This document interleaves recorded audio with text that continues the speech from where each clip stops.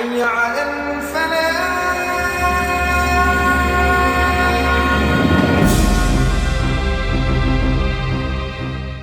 وسلم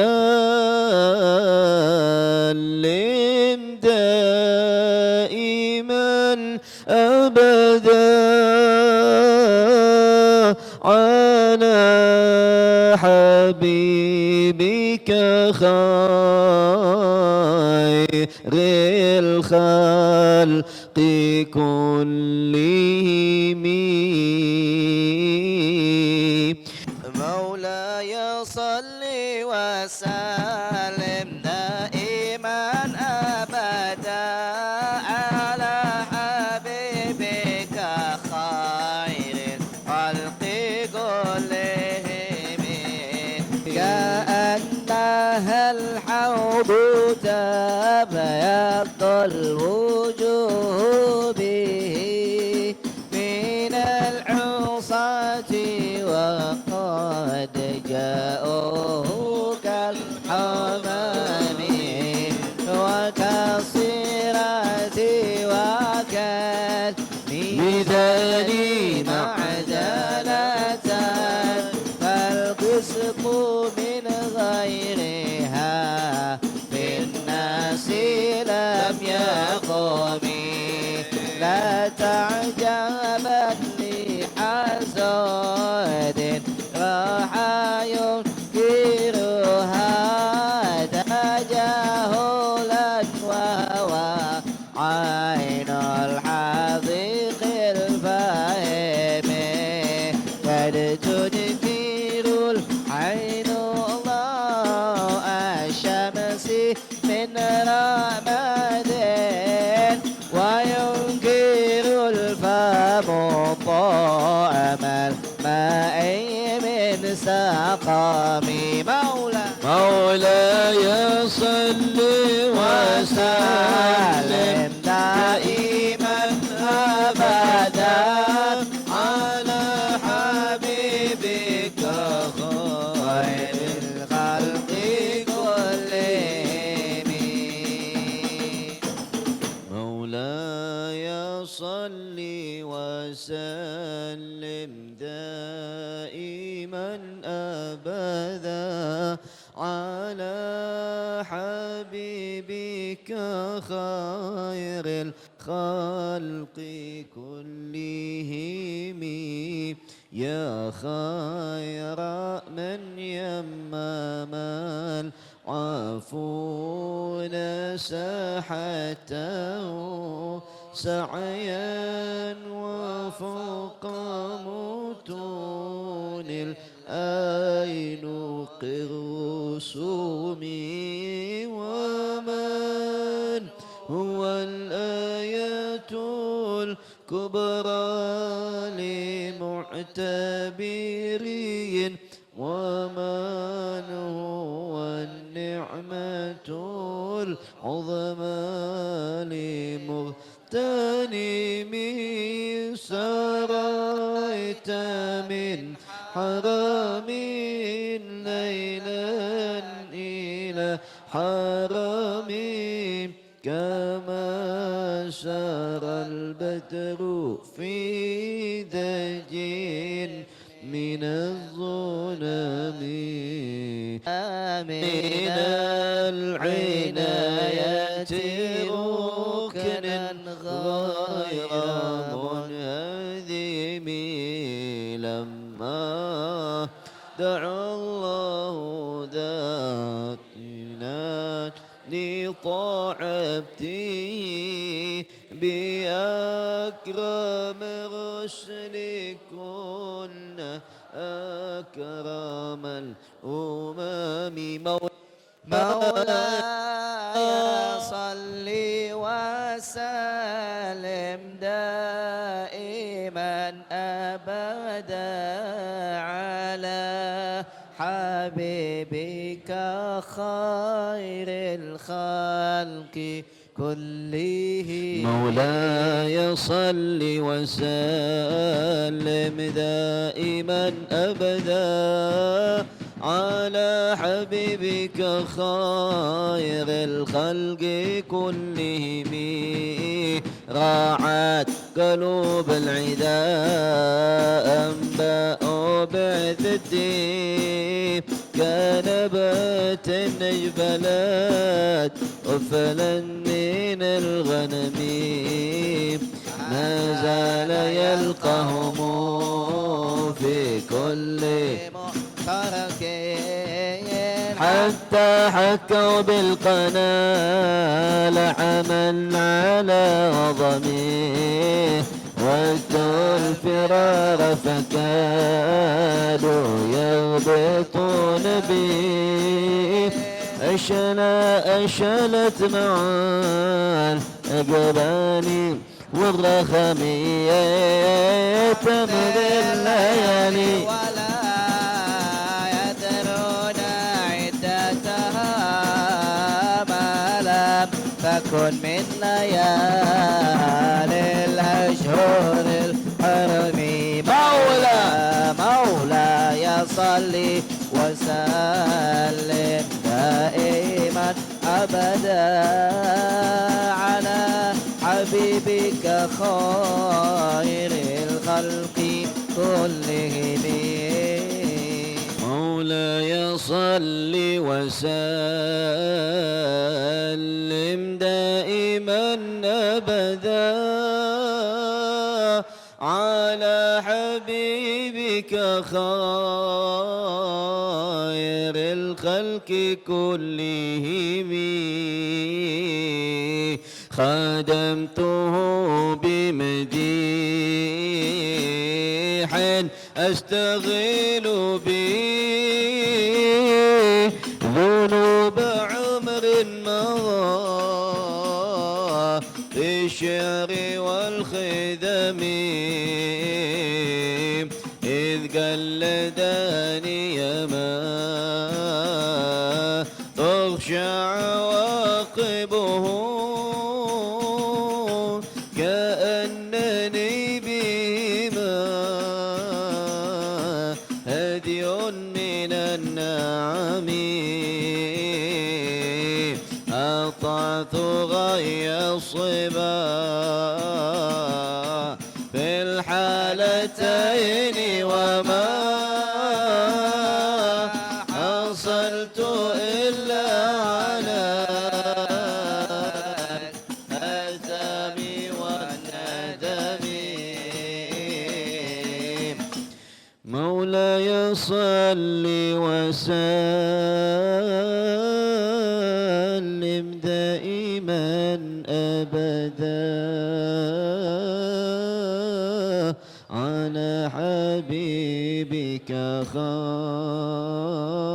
خير الخلق كلهم يا أكرم الخلق مالي من نلوذ به سواك عند حلول الحديث العميم ولن يضيق رسول الله جاهك بي إذ الكريم تجلى باسم منتقم فإن من جودك الدنيا ضرتها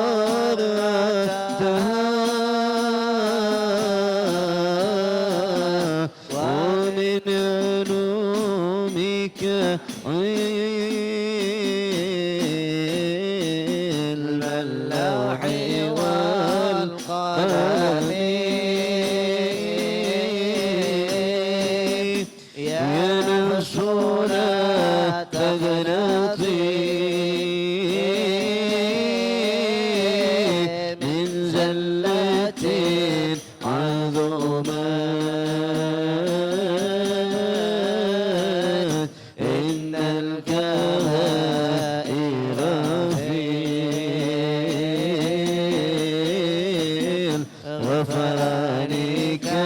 وسلم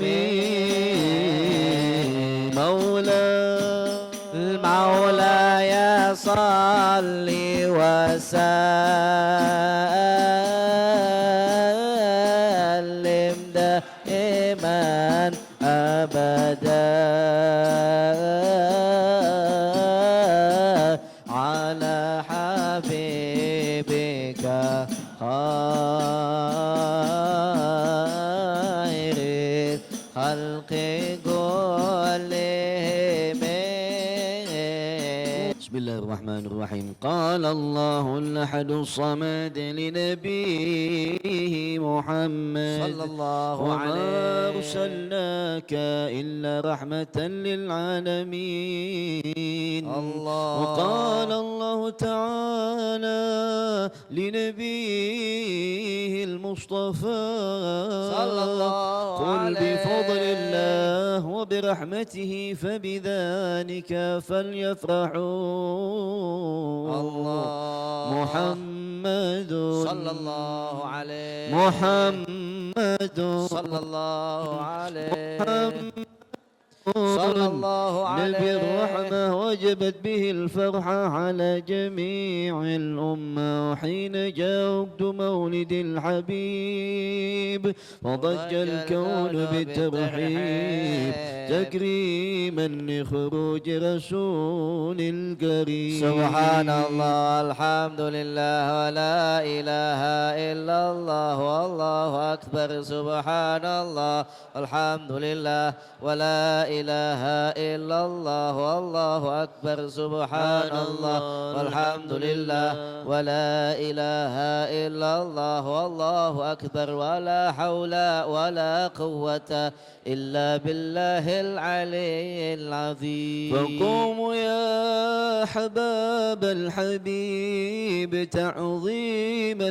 لرب رسول الحسيب. صلى الله على محمد صلى الله عليه وسلم. صلى الله على محمد وعلى آله وصاحبه. يا نبي سلام عليك يا رسول سلام عليك يا حبيب سلام عليك صلوات الله عليك يا نبي سلام عليك يا رسول سلام عليك يا حبيب سلام عليك صلوات الله عليك.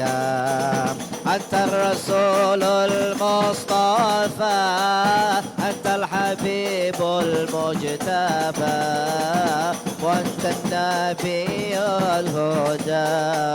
صلوات الله عليك يا نبي سلام عليك يا رسول سلام عليك يا حبيب سلام عليك صلوات الله عليك.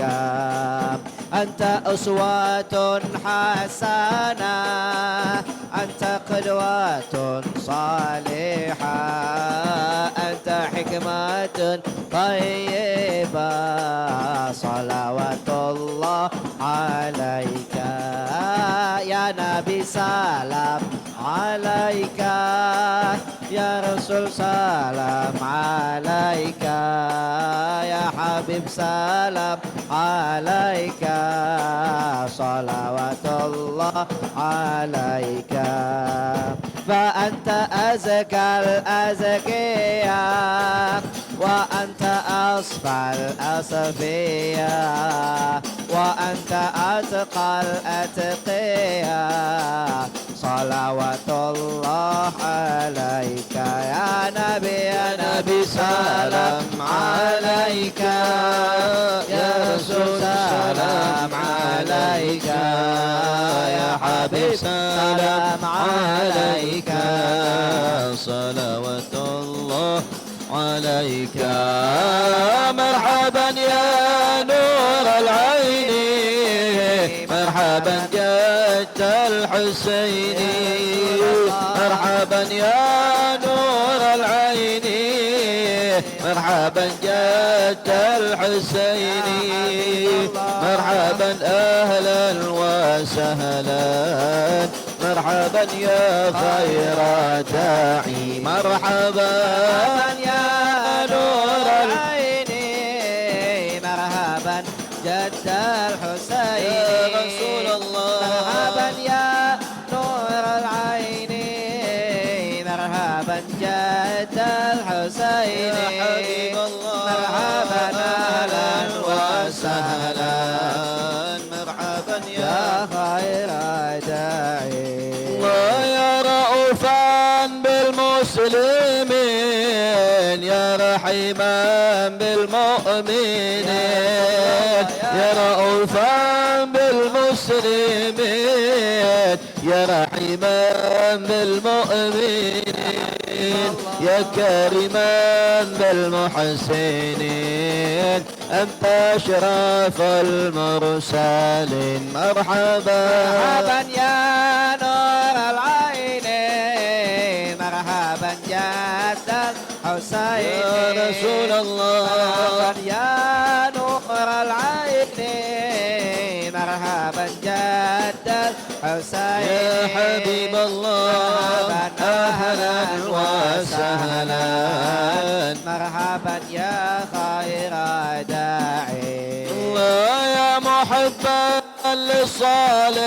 للصالحين يا معطيا للمساكين يا محبا للصالحين يا معطيا للمساكين يا رحمة للعالمين أنت ختام النبيين مرحبا يا نور العين مرحبا جد الحسين مرحبا يا نور العين مرحبا جد الحسين يا حبيب مرحبا أهلا وسهلا مرحبا يا خير داعي ويا إمام المؤمنين يا قائد المقاتلين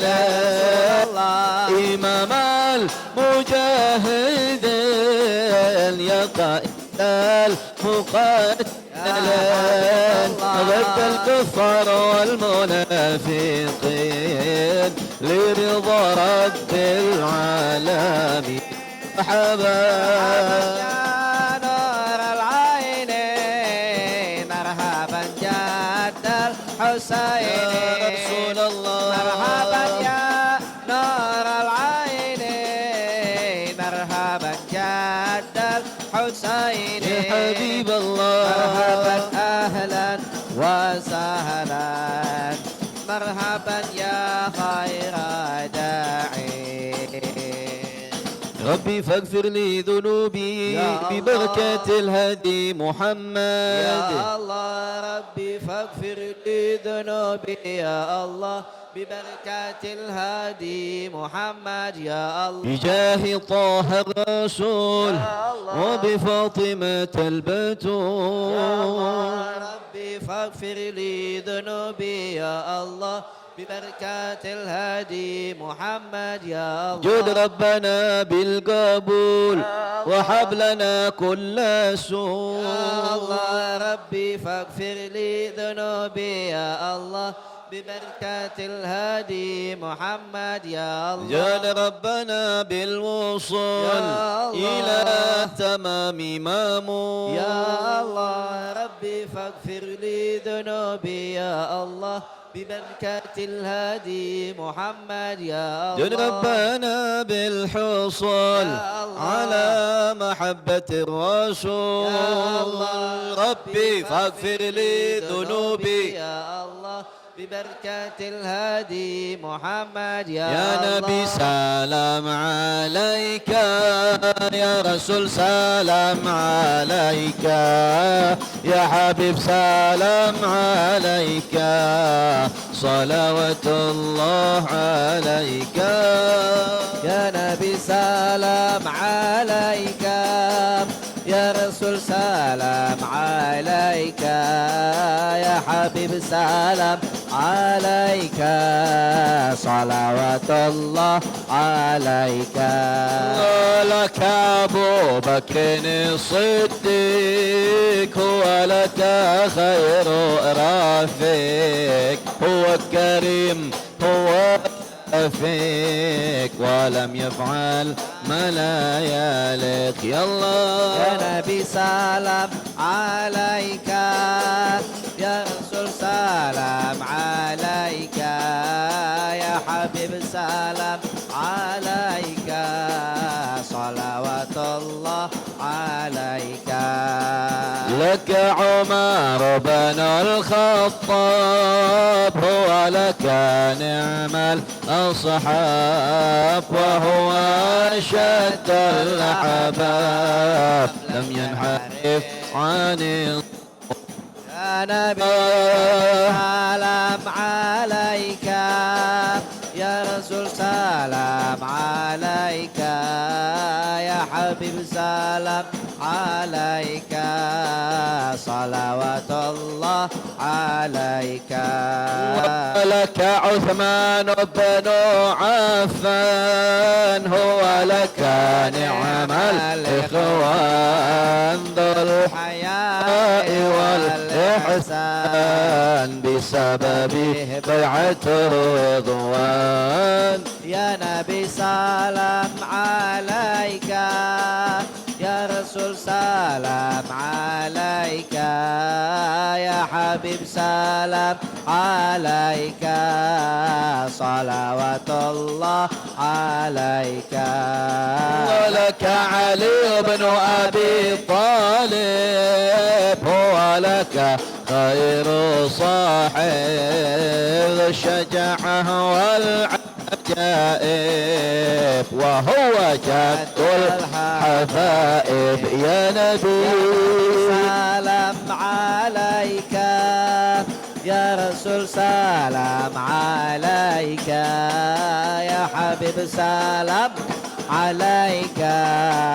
صلوات الله عليك الله صلى الله على محمد صلى الله عليه وسلم على محمد صلى الله عليه وسلم صلى الله على محمد آله وصحبه صلوا على النبي صلى الله على محمد صلى الله عليه وسلم الله الله على محمد صلى الله عليه وسلم الله الله صلى الله على محمد وعلى آله وصحبه وبأهل البيت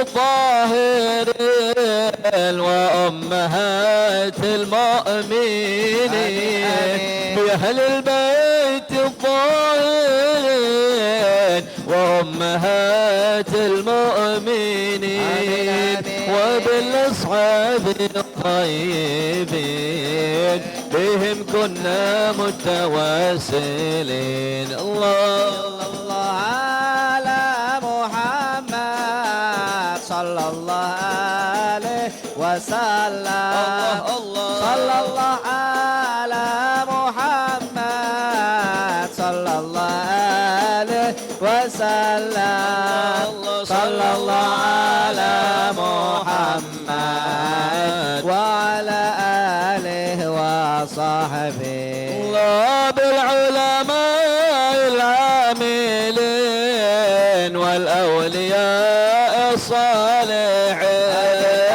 بالعلماء العاملين والأولياء الصالحين من والشهداء المجاهدين بهم كنا متواسين صلوا عليه صلى الله على محمد صلى الله عليه وسلم صلى الله على محمد صلى الله عليه وسلم الله الله صلى الله على محمد وعلى آله وصحبه الله يرحم الراحمين يا أرحم الراحمين يا أرحم الراحمين أرحم الراحمين يا أرحم الراحمين فرج على المسلمين صلوا على النبي صلى الله على محمد صلى الله عليه وسلم الله الله صلى الله على محمد صلى الله عليه وسلم الله الله على محمد وعلى آله وصحبه صلى الله على محمد صلى الله عليه وسلم صلى الله على محمد صلى الله عليه صلى الله على محمد وعلى آله وصحبه صلى الله على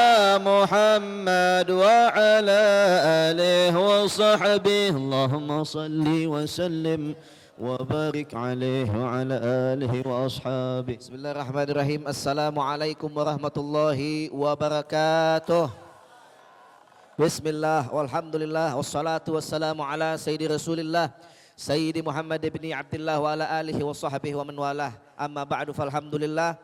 Jamaah yang dimuliakan Allah Subhanahu wa taala, jamaah Majlis Ta'lim Masjid Al-Islah rutinan malam Kamis di bawah bimbingan yang mulia guru kita bersama, orang tua kita bersama Sayyidil Walid Abuya Al-Habib Muhammad Rizik bin Hussein bin Syihab. Mudah-mudahan senantiasa langkah kita para penuntut ilmu senantiasa diberikan kekuatan istiqamah dan senantiasa dilimpahkan ilmu yang bermanfaat dunia dan akhirat. Amin ya rabbal alamin. Dan juga yang kami muliakan, sama-sama kita cintai dan kita rindukan Sayyidil Walid Abuya Al-Habib Muhammad Rizik bin Hussein bin Syihab, dan juga banyak guru-guru yang hadir pada malam hari ini. Di antaranya telah hadir di tengah kita Kiai Haji Nurzaini Suwanda, ada juga Al-Habib Idrus bin Ali Al-Habsyi, ada Al-Ustadz Abdul Rashid dan Al-Ustadz Yusuf. Mudah-mudahan kita doakan sebelum kita sama lanjutkan kepada acara selanjutnya, yaitu pembahasan kitab dan juga tausiah nasihat dari guru-guru kita yang telah hadir pada malam hari ini. Sama kita bacakan suratul Fatihah, padukan seluruh niat dan munajat, padukan seluruh cita-cita dan harapan yang mulia. Wabil khusus kita titipkan doa ini kepada guru kita bersama, orang tua kita bersama Sayyidil Walid Abuya Al-Habib Muhammad Rizik bin Hussein bin Syihab.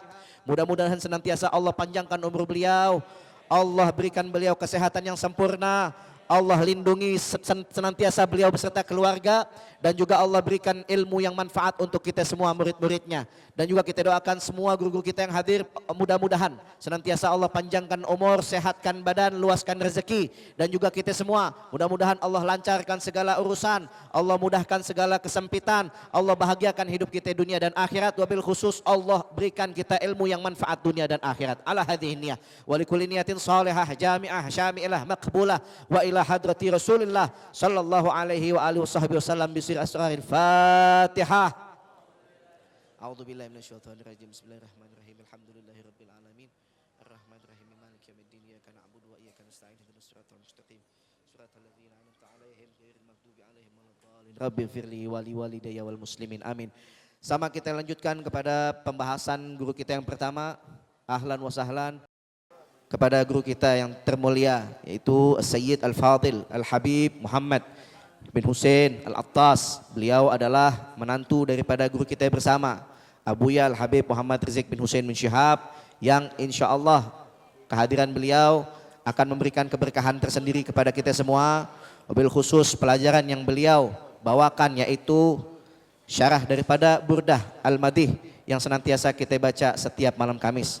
Untuk itu kita dahulukan kepada Sayyid Al-Fadil Al-Habib Muhammad bin Hussein Al-Attas, untuk waktu dan tempat kita berikan kepada beliau seluas-luasnya. Ilaihi falyatafaddal masykura. Shallu 'alan nabi.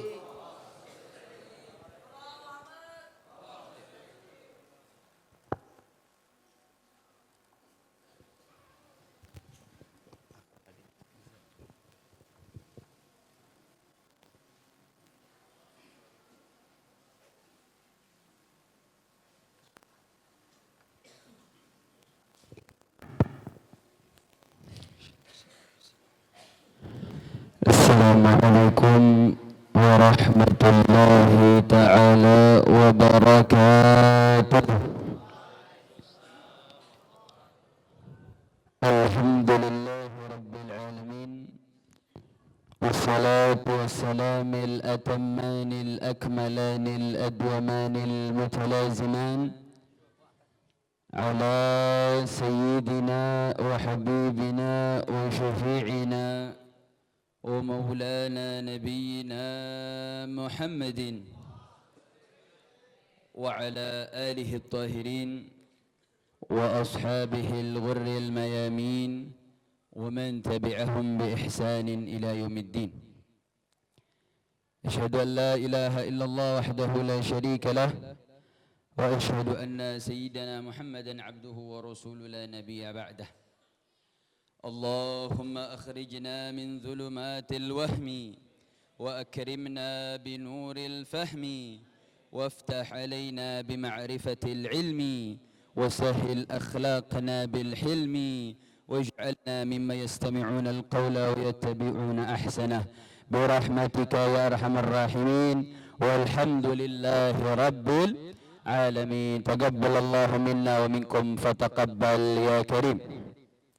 Kepada para asatidz, para tuan-tuan guru, wabil khusus kepada Imam Besar Al-Habib Muhammad Rizik bin Hussein Shihab, semoga senantiasa kita doakan Allah Subhanahu wa taala senantiasa menjaga beliau, disehatkan badannya, diberkahi rezekinya, amin ya rabbal alamin. Baik, kita lanjutkan pembahasan tentang kitab Burdatul Madih, karya dari Imam Busiri. Kita masih pada pembahasan bait pertama. Ini kira-kira yang di belakang dengar tidak suara? Dengar tidak?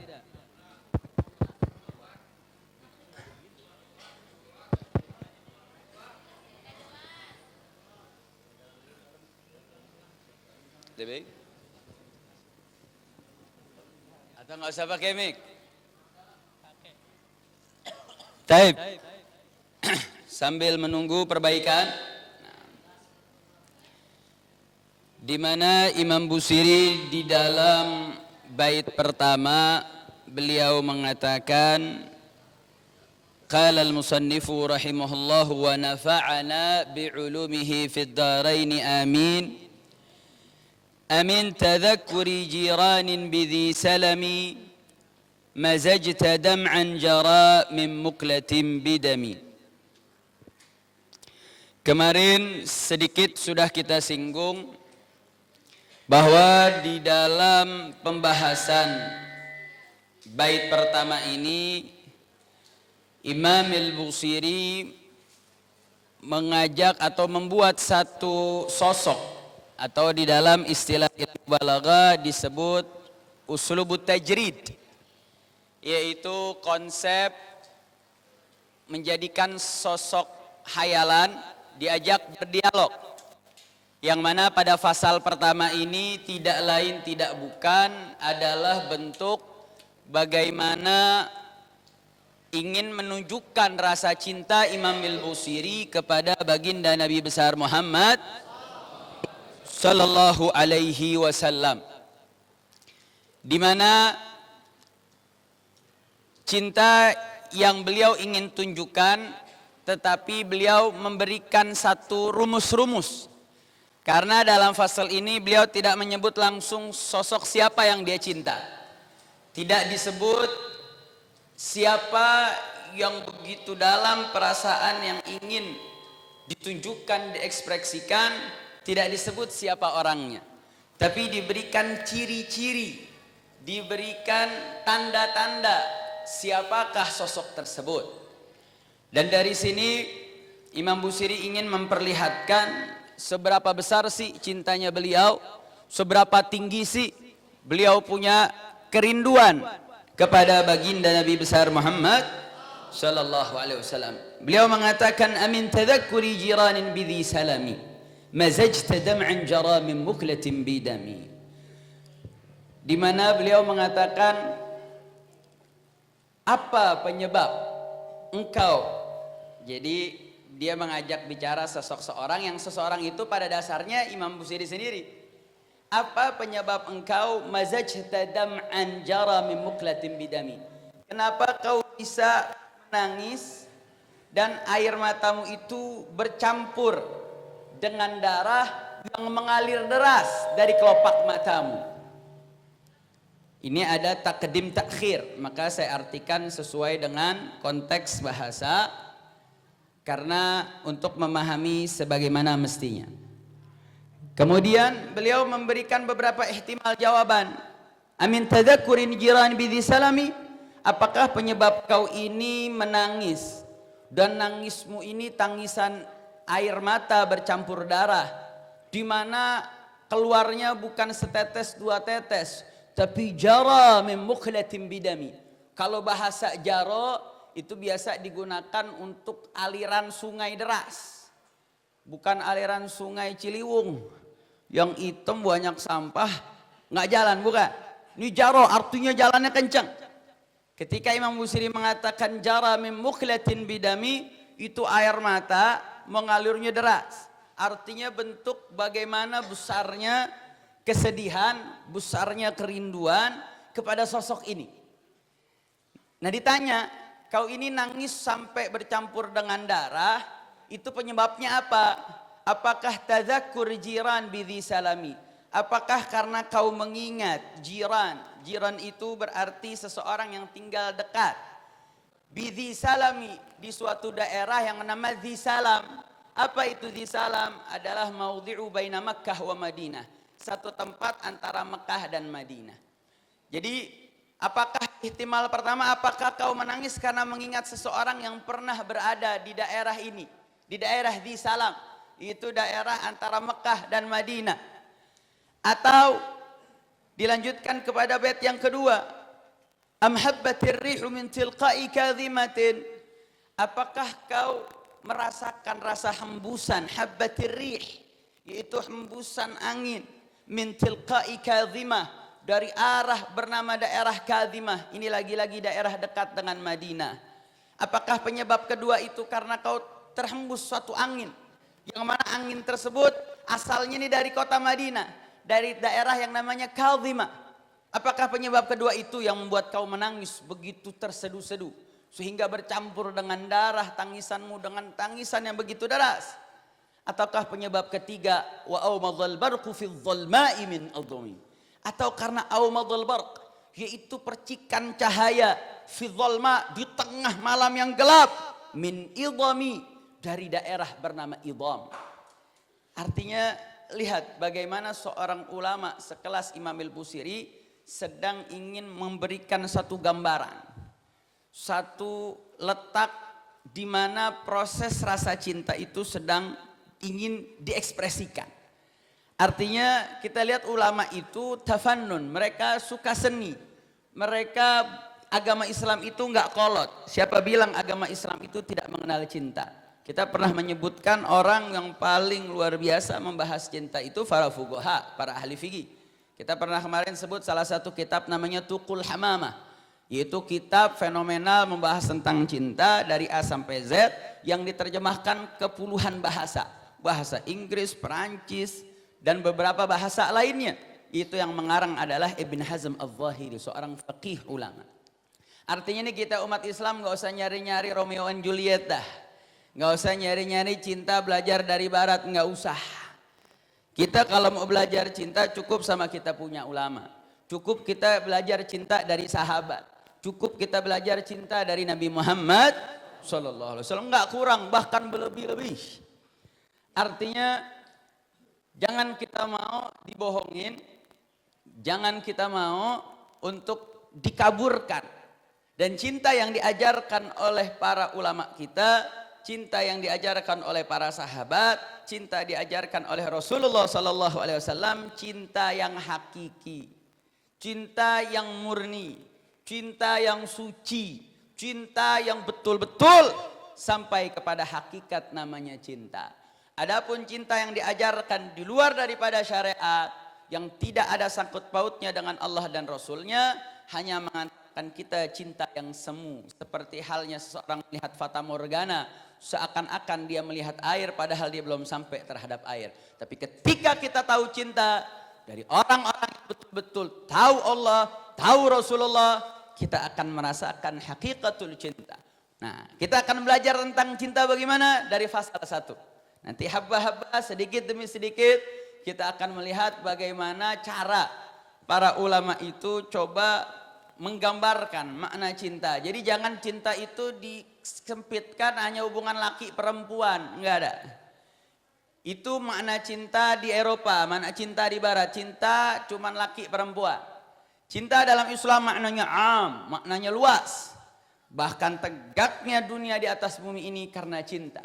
Bahkan nanti kita akan sebut bahwasanya Imam Busiri mengatakan laulahu lam tukhrij dunya minal adami. Kalau bukan karena cintanya Allah kepada Nabi Muhammad, lam tukhrij dunya minal adami. Dunia ini enggak akan diciptakan oleh Allah Subhanahu wa taala.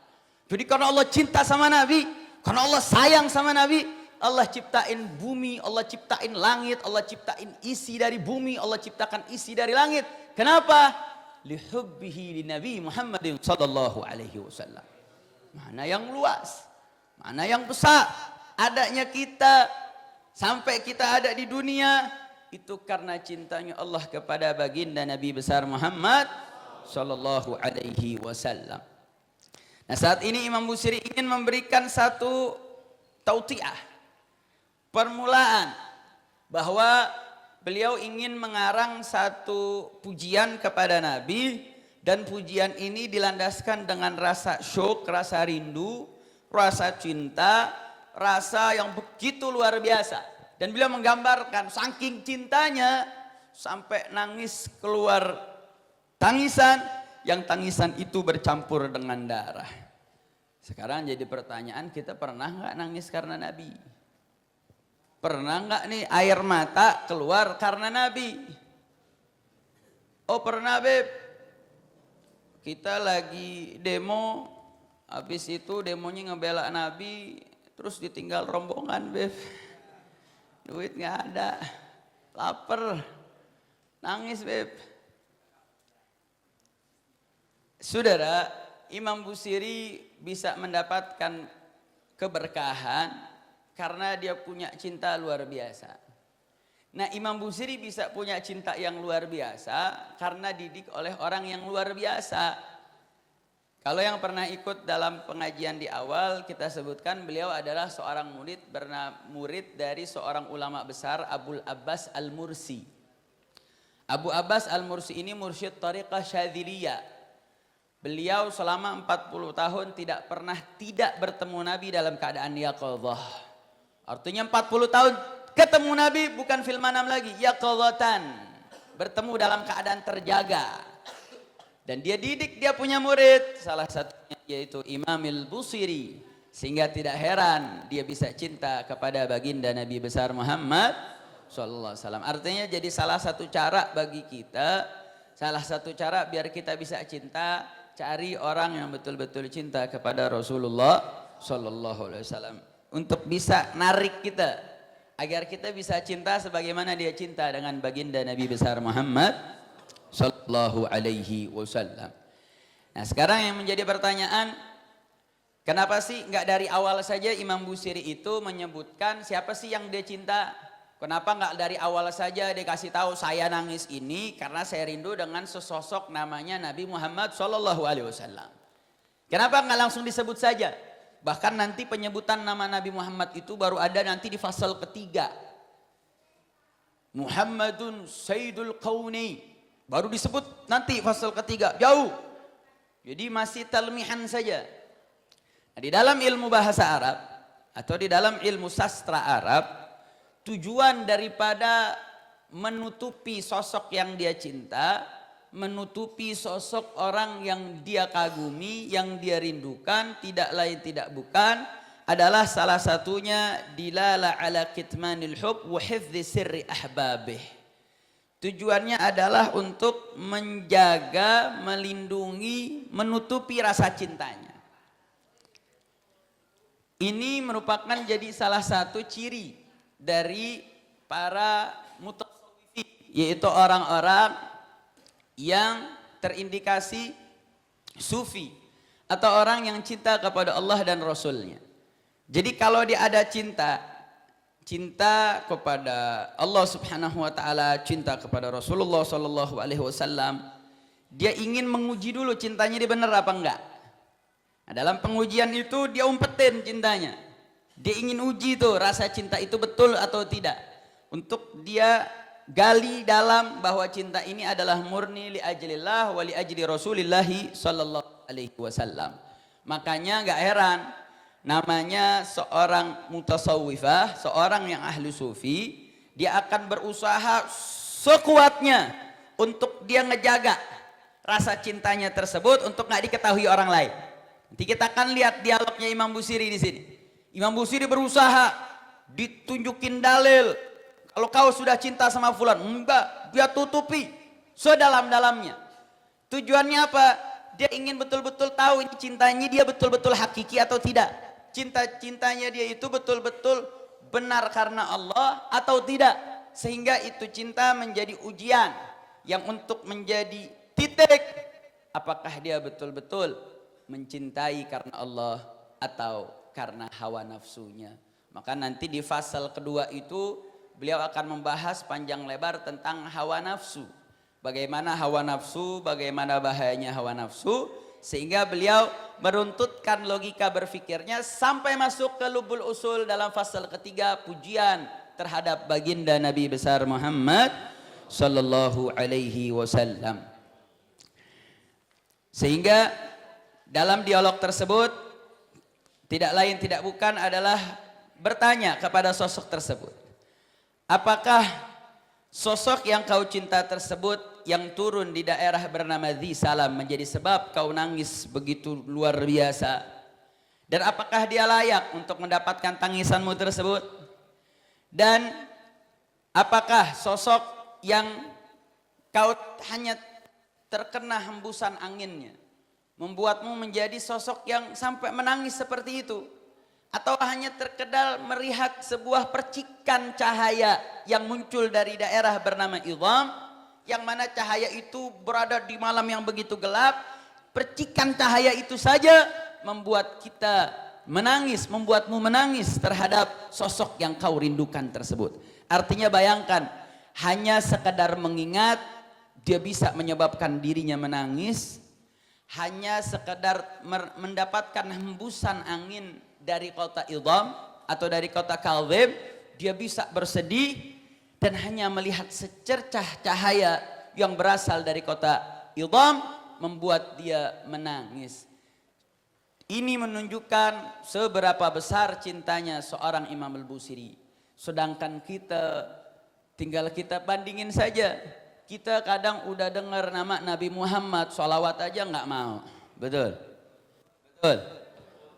Kita udah dengar nama Nabi Muhammad sallallahu alaihi wasallam, untuk bersolawat aja kadang kayaknya suka berat, kadang suka lupa. Ini Imam Busiri cuman nginget nangis. Ngedenger kena hembusan angin dia nangis. Cuman ngelihat cahaya yang ada di kota Madinah dia nangis. Dan nangisnya bukan nangis dibuat-buat, saudara. Bukan nangis-nangis kayak di FTV di sinetron. Enggak, nangisnya betul-betul. Nangis yang betul-betul memba'ith minasyuq. Yang lahir dari rasa rindu. Artinya kerinduan itu akan muncul dari rasa mahabbah, dari rasa cinta. Enggak mungkin kita bisa rindu kalau kita enggak cinta. Dan enggak mungkin kita bisa cinta kalau kita enggak kenal. Karena ada istilah mengatakan tak kenal maka tak sayang. Makanya kadang kita lebih kenal sama pemain sepak bola atau sama artis dibanding sama kita punya Nabi Shallallahu Alaihi Wasallam. Kadang kita jauh lebih apal tanggal lahirnya, apal kadang sampai jam lahirnya dia tahu. Oh rumah sakitnya di mana dia tahu, ranjangnya warna apa dia tahu, berat badan dia tahu, tinggi dia tahu. Sedangkan pengetahuan kita tentang Nabi Muhammad Shallallahu Alaihi Wasallam sangat minim. Makanya nggak heran kenapa nggak ada rasa mahabbah, sehingga nggak melahirkan rasa rindu, sehingga nggak melahirkan adanya kecenderungan untuk bisa ingin bersama dengan baginda Nabi besar Muhammad Sallallahu Alaihi Wasallam. Artinya beliau bisa wasal mawasal, beliau bisa sampai kerinduan seperti ini karena beliau punya rasa rindu. Kenapa bisa punya rasa rindu? Karena beliau betul-betul tahu tentang Nabi Muhammad. Kalau orang sudah tahu tentang Nabi Muhammad, mustahil dia tidak cinta kepada Rasulullah Sallallahu Alaihi Wasallam. Orang kalau tahu tentang Nabi, kalau tahu betul bagaimana Nabi kecil sampai Nabi dewasa, sampai beliau mau wafat, dia akan cinta dengan Rasulullah Sallallahu Alaihi Wasallam. Karena hadza bashar, betul Nabi adalah manusia, la kal bashar, tapi tidak seperti manusia biasa. Manusia yang istimewa, yang keistimewaannya tiada tara, keistimewaannya tidak memiliki bandingan siapapun. Sehingga kalau manusia, kalau artis bisa membuatmu cinta karena pengetahuanmu tentang artis atau pemain bola tersebut, maka kunci daripada rasa rindu dan rasa sayangmu adalah tentang pengetahuanmu. Semakin dalam kau punya pengetahuan tentang Nabi, semakin besar rasa cintamu. Tapi kalau kita lihat cinta kita dikit, cinta kita tidak banyak, berarti tidak heran itu disebabkan karena sedikitnya kita punya pengetahuan tentang baginda Nabi besar Muhammad Sallallahu Alaihi Wasallam. Makanya tancepin diri dalam-dalam untuk bagaimana bisa tahu sejarah tentang Nabi Muhammad Sallallahu Alaihi Wasallam. Bagaimana tahu dari Nabi lahir sampai Nabi wafat. Bagaimana cari buku-buku sejarah. Cari buku-buku yang bisa untuk mengantarkan. Ada salah satu kitab cukup bagus tapi anak nggak tahu sudah ada terjemahan atau belum. Ada kitab Nurul Yakin Habib. Sudah ada terjemahnya? Nah, Syekh Muhammad Hudhuri Bek. Kalau itu ada cari kitab. Namanya Nurul Yakin ala Sirati Sayyidil Mursalin. Itu kitab beliau buat, beliau salah satu ulama sejarah Mesir. Beliau menulis kitab tersebut menjadi salah satu rangkaian sejarah dari awal sampai akhir dan dilandaskan dengan dalil-dalil yang bisa dipertanggungjawabkan. Beliau tidak mengambil perbedaan pendapat antara ulama sejarah tapi diambil yang pongkol-pongkolnya saja. Dan sifatnya itu sangat komprehensif, menyeluruh dari Nabi lahir sampai Nabi wafat dan komprehensif. Itu bisa menjadi salah satu rujukan, yaitu kitab yang dikarang oleh Muhammad Hudhuri Bek yang sering banyak dikaji itu khulasahnya, khulasah Nurul Yakin. Nah ini ambil yang Nurul Yakin nih. Nah kata Habib Idrus sudah ada terjemahannya, itu bisa jadi satu rujukan. Jadi antum harus tahu sejarah Nabi dari lahir sampai wafat. Minimal tahu sejarahnya, tahu siapa abahnya, tahu siapa ibunya, tahu siapa kakeknya. Bahkan dalam kitab Nurul Yakin di situ disebut sampai nenek-neneknya Nabi, sampai Sayyidina Adnan disebut, saudara. Artinya satu sosok yang begitu luar biasa yang perlu kita tidak boleh ketahui sejarah hidupnya, yaitu baginda Nabi besar Muhammad Sallallahu Alaihi Wasallam. Dan yang menarik di sini bagaimana yang dilakukan oleh para syuara, dia sering menutup-nutupi rasa cinta. Dan ini yang dilakukan juga oleh Imam Busiri. Artinya itu menjadi satu simah, jadi ciri. Artinya orang kalau punya rasa cinta, ini cintanya ke siapa? Cintanya kepada Rasulullah. Cinta sama ke Rasulullah saja, dia berusaha untuk tutup-tutupi, saudara. Artinya apa? Menjadi satu ciri orang yang beriman, menjadi satu ciri orang yang mengaku cinta kepada Allah dan Rasulnya, tidak mudah mengumbar rasa yang ada dalam hatinya. Nah, maka jadi heran kalau ada istilah yang saat ini lagi rame nih, ada film The Santri. Nah, film The Santri ini walaupun baru trailernya, itu baru cuplikan film. Nah, dalam film tersebut terlepas dengan polemiknya apakah mengajarkan mempropagandakan pacaran atau tidak, tetapi di dalam trailer tersebut ada unsur-unsur yang bertentangan dengan kesantrian. Walaupun dia istilahkan dengan The Santri, perlu dia tahu dulu filosofi santri itu apa. Nah, ini ada beberapa kala menarik tentang santri. Santri itu dalam filosofis namanya bisa diambil dari beberapa sumber bahasa. Untuk mempersingkat waktu, saya ambil salah satu makna saja. Di dalam salah satu ungkapan, filosofis santri itu terdiri dari 4 huruf atau 5 huruf. Sin, nun, ta, ra, ya. Sin diartikan oleh sebagian ulama kenapa santri itu dinamakan santri, memang khilaf. Marja'nya apa? Ada yang bilang dari bahasa Sanskerta, ada yang bilang dari bahasa Inggris. Sun itu artinya matahari, tri itu tiga matahari. Satu matahari sumber kehidupan. Jadi manusia yang namanya santri itu harus menjadi sumber kehidupan dimanapun dia berada. Ada yang bilang begitu.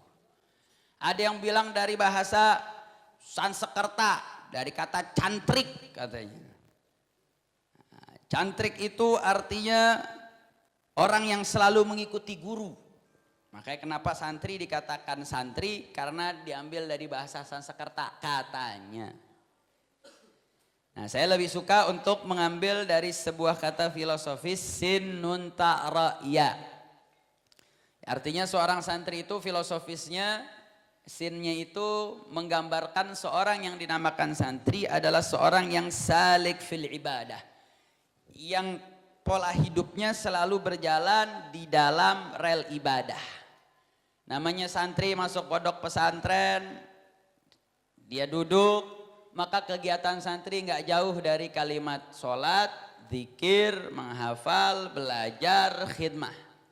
Artinya semua amalan ini salik fil ibadah, selalu berjalan ibadah. Artinya bukan jadi ciri-ciri santri kalau tidak bergelagat dalam urusan ibadah. Artinya kalau ada propaganda mengatakan santri itu lirik-lirikan sama perempuan, kira-kira lirikan sama perempuan ibadah bukan? Apalagi perempuannya yang bukan mahram, kecuali kalau lirikannya sama bini, itu baru ibadah. Tapi kalau lirikannya sama yang bukan mahram, bukan ibadah tapi maksiat. Itu santri, artinya salik fil ibadah, selalu berjalan dalam rel ibadah. Bukan santri kalau tidak berjalan dalam jalur ibadah. Nun, apa makna nun? Naibun anisyuh. Atau ada yang mengatakan nasibul ulama, bahwa santri itu mereka adalah wakil atau menjadi suksesor para ulama. Artinya santri itu mereka adalah kader-kader yang akan melanjutkan daripada perjuangan ulama. Makanya kenapa jalannya hanya jalur ibadah? Karena al ulama warasatul anbiya. Ulama itu adalah pewaris para nabi. Sedangkan para santri adalah pewarisnya ulama. Artinya dia akan menjadi dalam satu benang yang sama, akan melanjutkan perjuangan ulama, yang mana perjuangan ulama tidak lain tidak bukan adalah melanjutkan perjuangan baginda Nabi besar Muhammad sallallahu alaihi wasallam. Makanya kenapa filosofisnya dia menjadi seorang sosok yang dijadikan suksesor ulama, oleh sebab itu muncullah kalimat tak setelah kalimat sin nun, ada tak. Maka seorang santri harus senantiasa tarikul ma'asi wa ta'ibun 'anil dhunub. Seorang santri harus senantiasa meninggalkan maksiat dan selalu senantiasa bertobat dari segala dosanya. Jadi nggak ada namanya santri kalau senantiasa atau bahkan mempropagandakan maksiat. Karena namanya santri harus tarikun 'anil ma'asi wa taibun 'anidz dzunub. Senantiasa meninggalkan maksiat. Kenapa dia harus senantiasa meninggalkan maksiat? Karena dia harus selalu berjalan dalam rel ibadah. Karena dia akan kelak menjadi suksesor para ulama, melanjutkan perjuangan baginda Nabi besar Muhammad sallallahu alaihi wasallam. Kemudian filosofi seorang santri yaitu ra, setelah sin nun ta ra ada ra. Ma mana ra? Raghibun fil akhirat. Dia punya kecenderungan hatinya hanya dalam urusan akhirat. Karena dia akan menjadi suksesor ulama, dia senantiasa berjalan dalam salik fil ibadah, senantiasa bertaubat, menjauhkan maksiat, maka kecenderungan dalam hatinya hanya dalam soal urusan akhirat. Sehingga setelah hati yang selalu terkungkung dalam urusan mencari ridha Allah, karena mencari daripada urusan cintanya hanya urusan akhirat, maka dia akan berakhir dalam huruf ya, yaitu husulul yaqin anillah. Dia akan mendapatkan keyakinan dan dia akan merasakan keyakinan apa yang telah dijanjikan Allah kepada dirinya. Artinya yang namanya santri harus memiliki hal-hal tersebut. Santri ini harus memiliki, mengajarkan hal-hal tersebut. Ketika santri tidak memiliki hal-hal tersebut, atau ada film, atau ada cerita, atau ada buku di mana unsur-unsur tersebut tidak mewakili dari hal-hal yang tadi disebutkan, maka yakinlah hal tersebut sesuai dengan filosofis daripada santri itu sendiri. Karena santri tidak lain tidak bukan adalah penerus daripada para alimil ulama. Artinya kalau santri saja memiliki filosofis tersebut, maka laskar-laskar pembela Islam pun harus memiliki nilai-nilai filosofis tersebut. Karena laskar sudah ada terimage di dalam benak orang, artinya laskar itu orang yang senantiasa berada dalam garda terdepan di dalam membela Allah dan Rasulnya. Sehingga jangan salahkan orang kalau ekspektasi kepada laskar itu tinggi. Oh laskar itu akhlaknya harus baik, oh laskar itu sholatnya mesti rajin, oh laskar itu zikirnya mesti kuat. Kenapa? Karena kalimat laskar itu diidofahkan kepada kalimat front pembela Islam yang berarti al-jab'ah ad-difa'iyah al-islamiyah. Yaitu garda terdepan yang selalu di garis terdepan di dalam membela Islam. Artinya apa? Sehingga gak heran kalau ekspektasi orang itu terhadap laskar tinggi. Kenapa? Karena idofahnya kepada laskar pembela Islam. Sehingga orang akan berpikir namanya laskar yang akan membela Islam akan selalu menjadi representatif terhadap Islam yang dia bela. Memang ekspektasinya tinggi, tetapi tidak menjadi mustahil. Makanya kenapa imam besar selalu ngedorong laskar untuk senantiasa hadir majelis taklim, ngaji. Karena representasi menjadi laskar yang contohkan tentang nilai-nilai keislaman itu dapat dia gali di dalam majelis-majelis ilmu. Dengan duduk para masyayikh, dengan para dewan guru. Kalau laskar disuruh berantem gak usah pakai disuruh.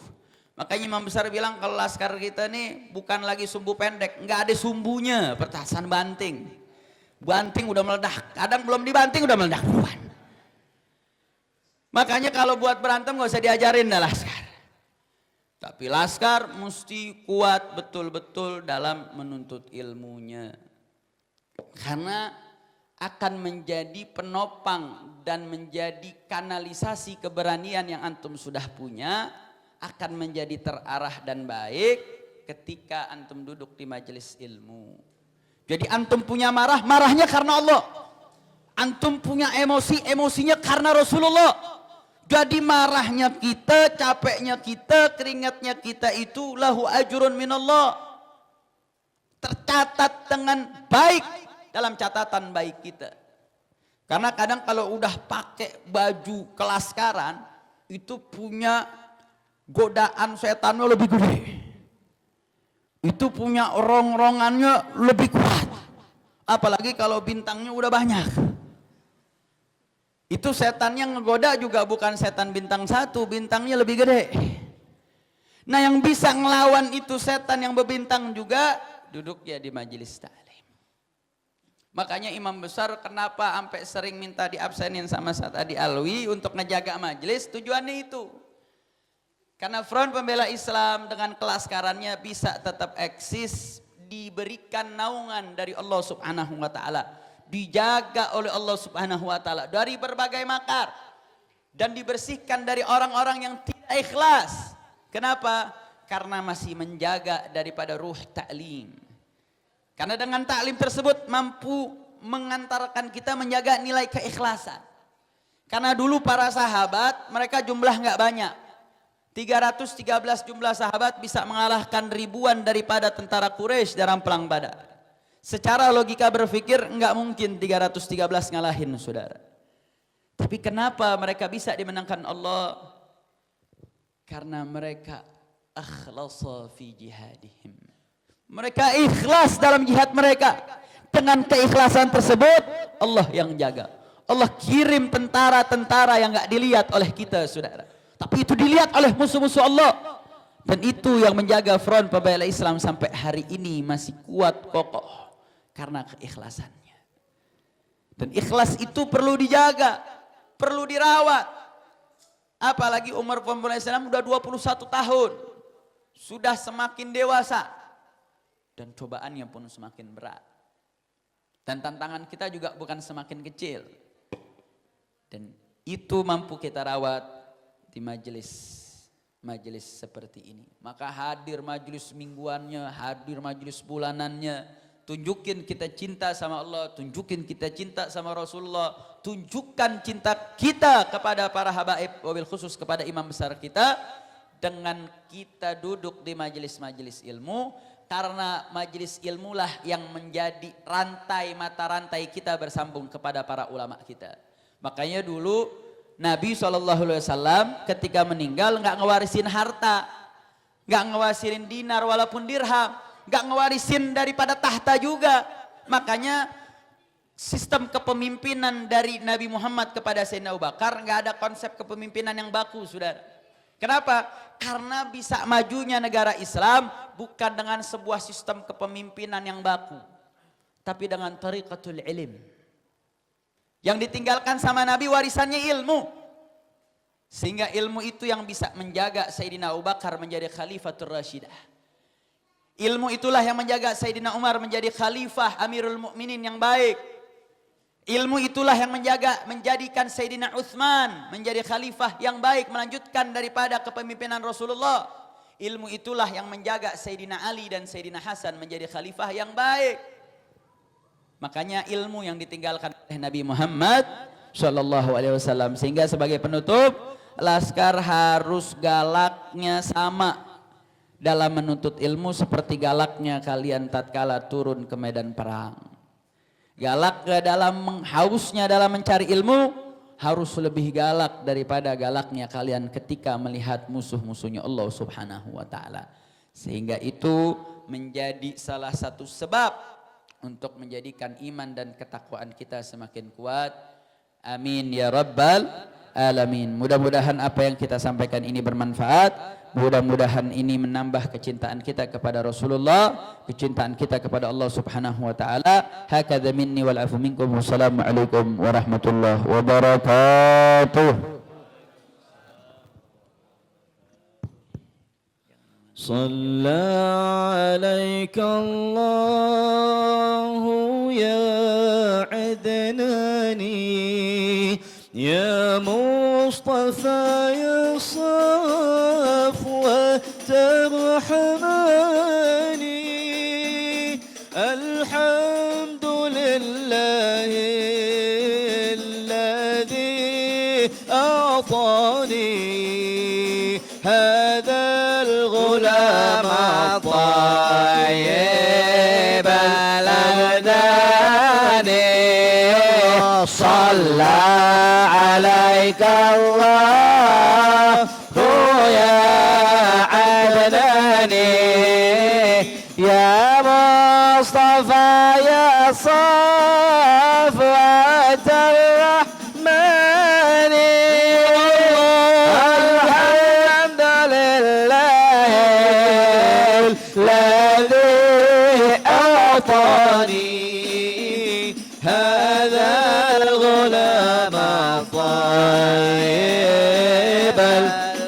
madani. Ayo kita berjuang untuk agama. Ayo kita berjuang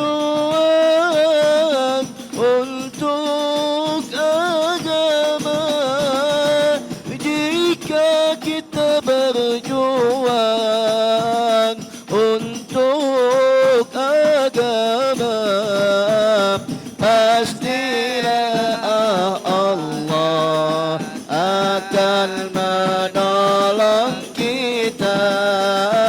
Shalla alaika Allahu ya Adnani, ya Mustafa ya Safwat ar-Rahmani.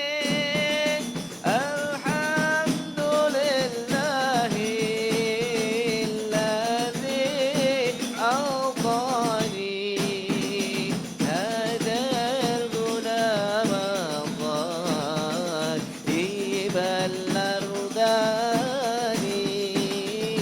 Ayo kita senangkan hati sang Nabi. Ayo kita senangkan hati sang Nabi dengan kita berpegang pada syariat Nabi. Pastilah kita akan dapat syafaat Nabi. Shalla alaika Allahu ya Adnani. Allah Allah ya Mustafa ya Safwat ar-Rahmani. Alhamdulillahi alladhi a'tani hadha al-ghulam ghaib al-ardani. Siapa yang cinta Nabi juga cinta ulama, karena ulama adalah pewaris Nabi. Ikutilah ulama yang bela syariat Nabi. Ikutilah ulama yang bela syariat Nabi. Shalla alaika Allahu ya Adnani, ya Mustafa ya Safwat ar-Rahmani.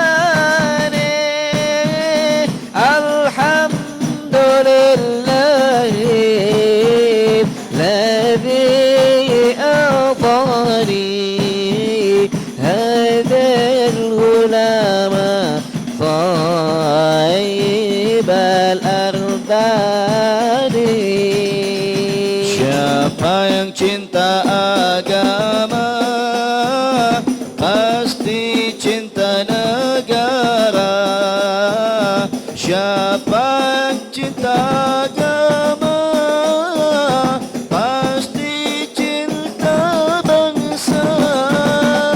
Siapa yang bela agama pasti bela bangsa, agama dan bangsa.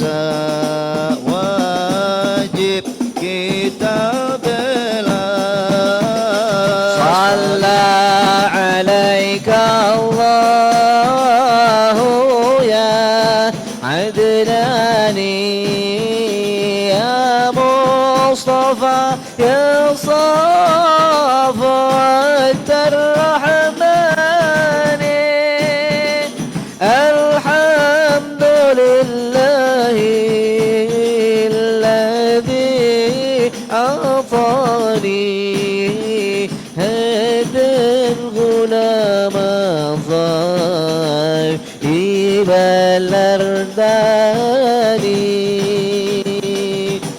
Sallu ala nabi. Selanjutnya kita berikan kesempatan dan waktu kepada guru kita bersama Kiai Haji Nur Zaini Swanda. Kepada beliau waktu dan tempat dipersilahkan. Sallu ala nabi.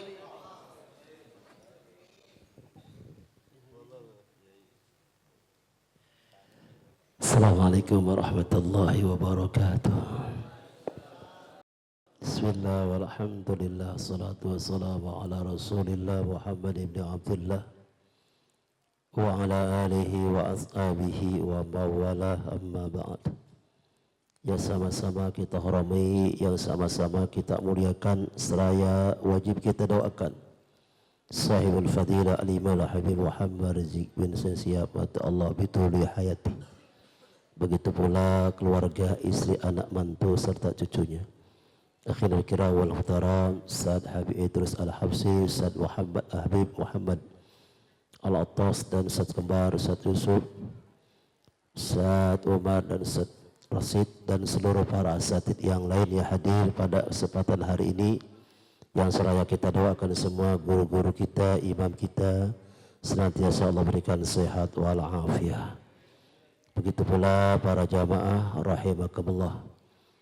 Puji syukur kita panjatkan kehadirat Allah Rabbul Zalalah. Salawat teriring salam senantiasa tercurahkan terutupkan duka alam baginda kita Habibana wa Nabiyana Muhammad.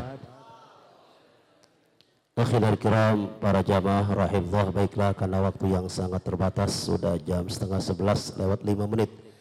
Masih ada waktu kurang lebih 25 menit lagi ya Ustaz Kembar ya. Ini udah jam 11 kurang. Baiklah, singkat saja.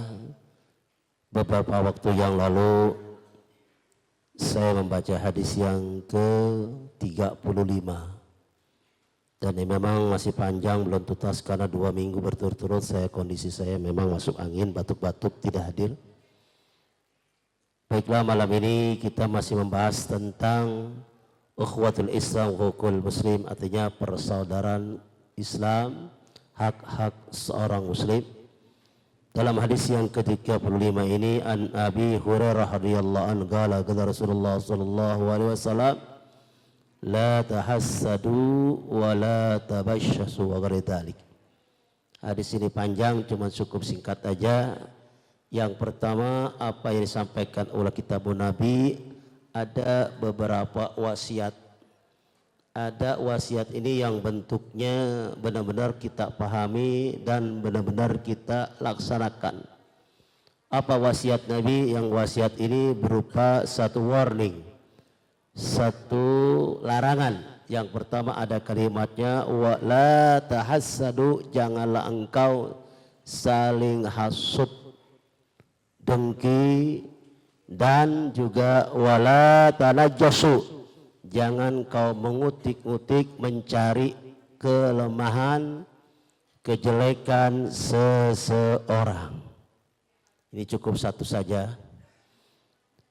Hadirin, di sini ada kalimat Nabi melarang kita untuk punya akhlak hasud. Dan kalau kita bicara hasud, kita bertanya apa sih hasud itu? Dan apa yang melatar belakangi seseorang jadi hasud? Jadi kalau seorang benci, kenapa dia benci? Apa yang melatar belakangi dia benci? Jadi kalau ada persoalan, kita harus tahu asbabun nuzul dulu. Sama dengan saat ini, tadi sudah ceritakan film yang walaupun belum ditayangkan di bioskop, Ustaz Kembar udah belum? Tapi kayaknya nggak jadi. Karena udah banyak protes, tapi kalau memang konyol ya jadi juga, tergantung orang yang diprotes. Ya seperti sekarang mahasiswa Riau protes tuh sampai ya mahasiswa benturan dengan aparat. Ya kita ternyata yang kita peringati, yang kita protes emang ngeyel, ya jadi juga. Ya, kita kembali, Nabi mengatakan janganlah engkau jadi orang hasud, dengki. Nah faktor dia jadi hasud apa? Dan kita bahas dalam kitab Al-Wafi ada kalimat ta'rifu al-hasad lagatan la syar'an taman zawal ni'mal al-maqsud. Takrif hasud itu apa? Tamani zawal ni'mat al-maqsud, berharap nikmat seseorang itu luntur. Hasud itu berharap Allah berikan si fulan. Beda dengan saya. Kita berharap yoro nikmat lu besok hancur, itu aja. Itu namanya hasud. Maksudnya berharap seseorang hancur, itu hasud. Nah sekarang persoalannya, kenapa dia berharap seseorang hancur? Mungkin kita bisa lihat dari persaingan. Ini rata-rata dari persaingan. Persaingan apa? Bisa aja persaingan ekonomi. Ya, yang satu dagang, bisa aja. Maaf, terbuka aja. Atau dia pegawai, yang satu kerjanya cari muka, yang satu ya cuci muka, bisa begitu kan? Ya kalau ada bos, sami'na wa ata'na, ada bos. Kagak ada bos, wa asoina. Itu namanya cari muka, kan gitu. Ini bisa terjadi, pedagang dengan pedagang, pegawai dengan pegawai. Maaf, ustadz dengan ustadz juga bisa terjadi, siapa bilang? Setan kagak kenal ustadz.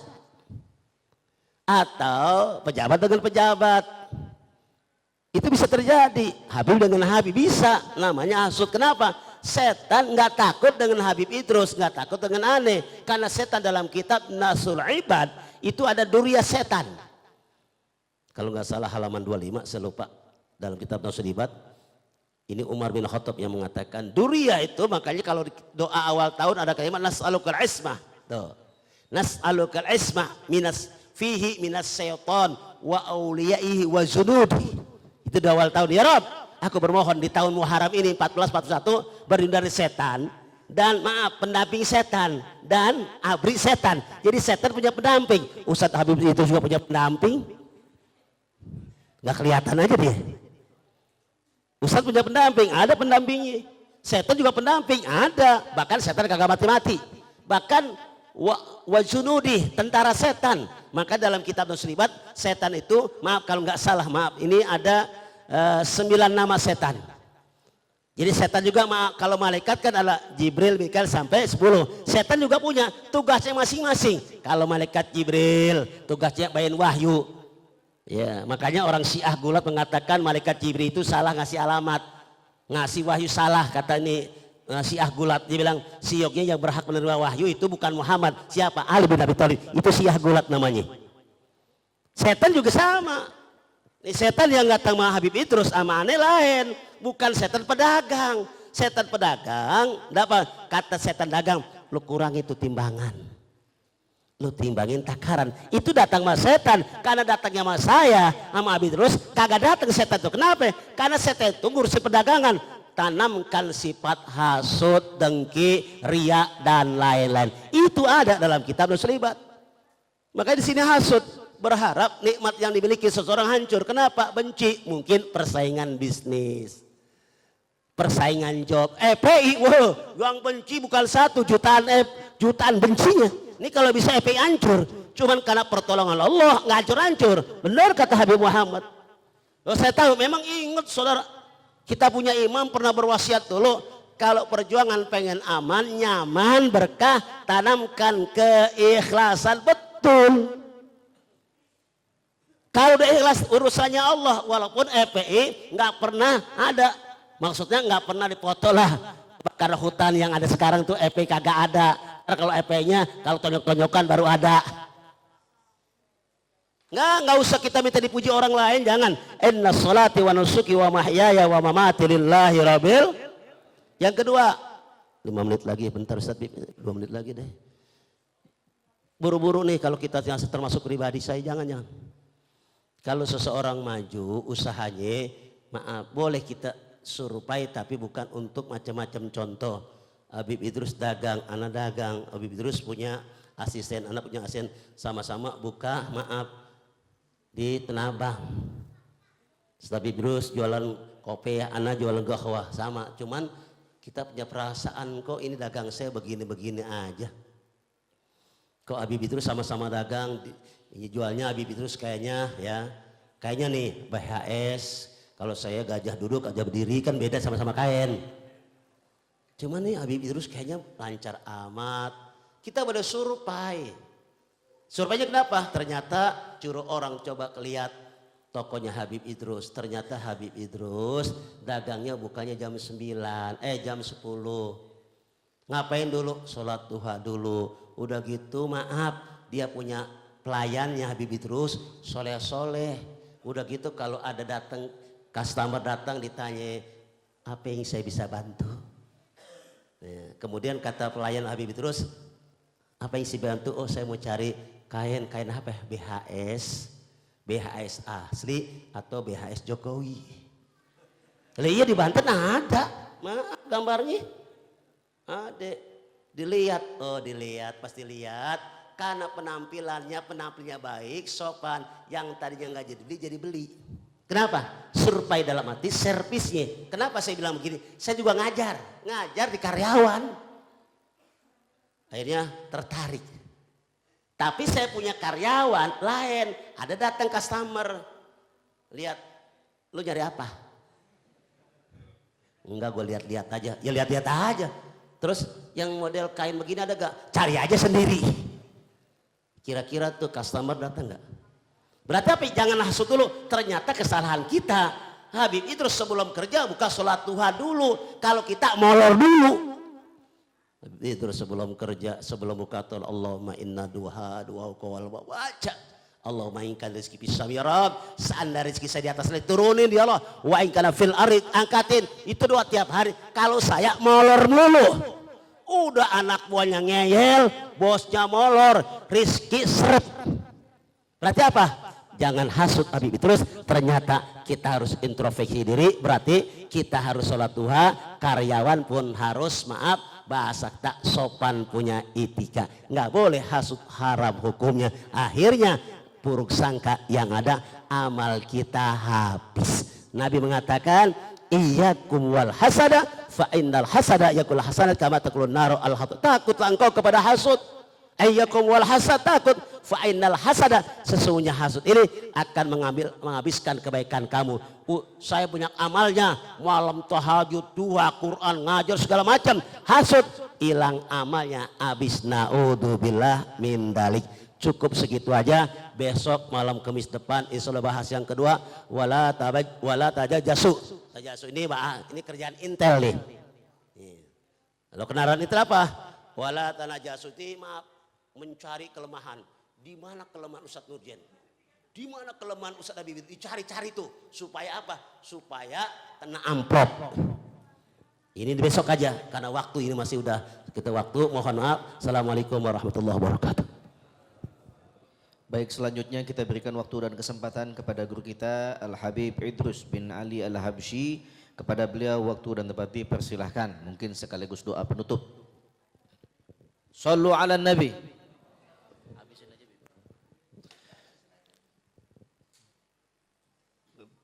Assalamualaikum warahmatullahi wabarakatuh. Bismillah walhamdulillah wassalatu wassalamu ala rasulillah Sayyidina Muhammad ibn Abdullah wa ala alihi wa sahbihi wa mawala la hawla wa la quwata illa billah. Ibal kiram, pada para asatid hadir sini, tuan syekh, tuan guru kita Ki Haji Nur Zain, kita doain panjang umur, sehat walafiat, nambah semuanya. Amin ya rabbal alamin. Nambah rezeki, nambah umur, nambah yang lain tuh urusan pribadi dah ya. Berarti ketawa deh. Dan juga pada guru kita yang lain, ada Ustadz Umar, Ustadz Abdul Rasid, Ustadz Yusuf, Ustadz Adi dan Alwi, dan juga tadi Habib Muhammad, kita doain guru-guru kita panjang umur, sehat walafiat. Amin ya rabbal alamin. Juga ada Ustadz Subhan, Pangda LPI DKI Jakarta. Mudah-mudahan insyaallah ya Rabb, perkumpulan kita ini dengan bil barakati majlis talim, hajat kita dikabulkan oleh Allah Subhanahu wa taala. Amin ya rabbal alamin. Kita lanjutin sedikit tabarukan kajian dari kitab tafsir Jalalain. Beberapa minggu lalu kita sudah masuk ke surat Al-Qadar. Sekarang kita masuk ke surat Al-Bayyinat. Surat Al-Bayyinat ya, atau bisa yang dikenal juga dengan surat Lam Yakunil Ladzi, atau bisa juga disebut surat Al-Qayyimah. Ini surat berbicara tentang masalah, yaitu mereka orang-orang musyrik, ya, orang-orang ahlul kitab, orang-orang Yahudi. Ini surat Al-Bayyinat ini diturunkan tergolong surat Madaniyah. Arti Madaniyah surat yang diturunkan di Madinah. Ya, jadi ada surat Makkiyah, ada surat Madaniyah. Surat Makkiyah, surat yang diturunkan sebelum Nabi hijrah. Surat yang diturunkan sebelum Nabi hijrah namanya itu surat Makkiyah. Ini kurang lebih ada surat Makkiyah ini 89 surat. Ada, dan setelah Nabi hijrah dari kota Mekah ke Madinah itu dinamakan yaitu surat Madaniyah. Setelah Nabi hijrah. Walaupun ketika Nabi hijrah ke Madinah terus Nabi balik lagi ke kota Mekah yaitu dengan Fathul Mekah. Nabi beserta sahabatnya merebut lagi kota Mekah, yaitu yang kita kenal dengan nama Fathul Mekah. Nah, itu turunlah surat yaitu surat Al-Maidah, yaitu surat ayat Al-Yauma akmaltu lakum dinakum, ayat 5 ayat ketiga, dan surat An-Nasr idza jaa nasrullah wal fath. Walaupun itu diturunkan ketika di kota Mekah, tapi dianggap surat Madaniyah. Karena kenapa? Karena itu Nabi sudah hijrah sebelumnya dari kota Mekah ke Madinah. Baik, itu pembahasan ada di Ulumul Quran. Kalau mau tahu bisa dicatat, ini surat-surat Madaniyah. Ya, diantaranya surat-surat Madaniyah ini maksudnya surat-surat yang diturunkan di kota Madinah atau yang diturunkan setelah Nabi hijrah dari kota Mekah ke Madinah. Ini surat-surat Madaniyah. Ya, saya kutip dari kitab Al-Qawaidul Asasiyah fi Ulumil Quran, karya dari Abu Yazid Muhammad bin Alawi Al-Maliki. Yang pertama yaitu surat Al-Baqarah, terus surat Ali Imran, surat An-Nisa, surat Al-Maidah, surat Al-Anfal, surat At-Taubah, surat Ar-Ra'd, surat Al-Hajj, surat An-Nur, surat Al-Ahzab, surat Muhammad, surat Al-Fat, surat Al-Hujurat, surah Al-Hadid, surah surah Al-Mujadalah, surah Al-Hasar, surah Al-Mumtahana, surah As-Saff, surah Al-Jum'ah, surah Al-Munafikun, surah At-Tagabun, surat At-Talaq, surat At-Tahrim, surah Al-Qiyamah, surah Az-Zalzalah, surah Al-Qadar, surah Al-Bayyinat, surah An-Nasr, surah Al-Falaq, dan surah An-Nas, dan surah An-Nas. Ini yang berdasarkan saya kutip dari kitab Qawaidul Asasiyah. Ya, mungkin di situ banyak juga perbedaan pendapat di kitab yang lain. Ada yang mengatakan surat Al-Bayyinat ini yaitu masih diperdebatkan, wallahu a'lam. Di sini kita bahas sedikit ya, tabarukan. Bismillahirrahmanirrahim. Sebentar. Bismillahirrahmanirrahim. Lam yakunil ladzina kafaru min ahlil kitabi wal musyrikina munfakina hatta ta'tiyahumul bayyinah. Ya, di sini dikatakan lam yakunil ladzina kafaru, orang-orang kafir, ya, orang-orang kafir. Di sini maksudnya yaitu orang-orang kafir, yakni dari ahlul kitab dan orang-orang musyrik, mengatakan bahwa mereka tidak akan meninggalkan agamanya. Tidak akan meninggalkan agamanya sebelum datang kepada mereka bukti yang nyata. Nah, dalam kitab tafsir Jalalain dikatakan, ya, lam yakunil ladzina kafaru, itu orang-orang kafir, ya, lil bayan, sebagai ada bukti penjelasan, yaitu min ahlil kitabi wal musyrikin, yaitu mereka dari ahlul kitab dan orang-orang musyrik. Ai ubdatal asnam, yaitu mereka para penyembah berhala-berhala. Atof ala ahla. Di sini dikatakan yaitu wal musyrikin diatofkan kepada min ahlil kitab. min ahlil kitabi wal musyrikina munfakkina. Yaitu di sini khobar munfakkina jadi khobar yakun ai zailina amma hum alaihi. Yaitu bahwasanya mereka orang-orang musyrik, ya, orang-orang musyrik tidak akan meninggalkan agama mereka sebelum ada bukti bagi mereka, bukti yang nyata. Bukti yang nyata, ya, hatta ta'tiyamul bayyinah ay atathum al bayyinah, sebelum ada datang kepada mereka bukti yang nyata. Ay hujjal wadiha wa ya Muhammad, yaitu wa ya Muhammad sallallahu alaihi wasallam. Jadi begini, ini agak ribet sedikit memang. Di sini dikatakan orang-orang kafir, artinya orang-orang kafir, ya, mereka yaitu min ahlil kitab wal musyrikina, mereka tidak akan meninggalkan agamanya sebelum bukti yang nyata bagi mereka. Ya, di antaranya yaitu ada orang-orang Yahudi termasuk, sebelum datang kepada mereka bukti yang nyata. Siapa bukti yang nyata itu? Yaitu Nabi yang ditunggu-tunggu akhir zaman, Nabi Muhammad sallallahu alaihi wasallam.